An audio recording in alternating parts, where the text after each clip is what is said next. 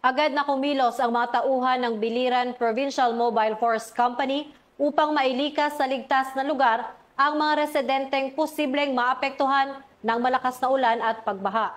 Magbabalita dyan si Patrol Woman Cristel Palafox.